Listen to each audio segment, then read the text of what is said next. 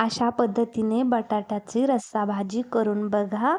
नमस्कार, मी अंकितास रेसिपी मराठीमध्ये तुमचं खूप खूप स्वागत आहे. आपण काळ्या वाटणामध्येच म्हणजे अशी घाटावरची चव आपली गावाकडची खूप अशी टेस्टी आणि खायला तर इतकी अप्रतिम लागते ना, आणि बनवायला पण खूप सोपी रेसिपी आहे. अगदी झटपट 10 मिनिटामध्ये बनवून तयार होते. चला तर मग सुरुवात करूया. इथे आपण 2 बटाटे घेतलेत. बटाट्यांच्या फोडी आपण आपल्या आवडीनुसार करणार आहोत. मी इथे बटाटे सालीसकट घेणार आहे. त्याने भाजीला खूप छान चव येते आणि खायला पण असं टेस्टी लागते. आता आपण बटाटे मस्त असे स्वच्छ पाण्यात धुवून घेणार आहोत. चोळून मस्त ते सालांना जी माती राहते ती पूर्णपणे आपण काढून घेणार आहोत.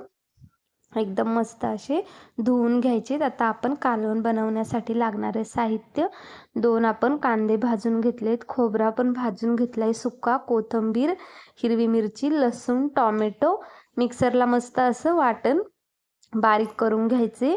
इथे तेल कढई छान अशी गरम झाली. आता आपण जो मसाला मिक्सरला बारीक केलाय तो छान असा तेलामध्ये परतून घेऊयात आणि मस्त असं कालवण आपलं बनून तयार होतं. इथे आपला मसाला छान असा परतून झालाय. आता आपण टाकूयात गरम मसाले, लाल तिखट, हळद, धना पावडर आणि आपला घरगुती गरम मसाला टाकून मस्त असं तेलामध्ये परतून घेऊयात. बनवायला पण खूप सोपी रेसिपी आहे. अगदी अशी कोणालाही जमेल, अगदी परफेक्ट जमेल अशी.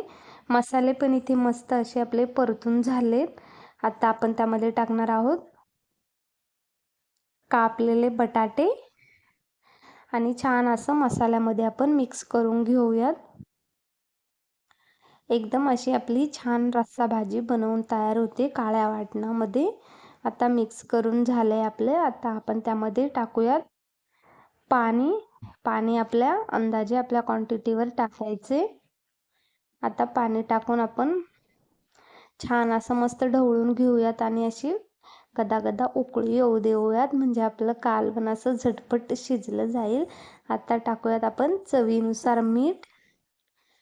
मीठ टाकून आपण आता झाकण ठेवून 7 ते 8 मिनिट असं आपण कालवण शिजून घेणार आहोत.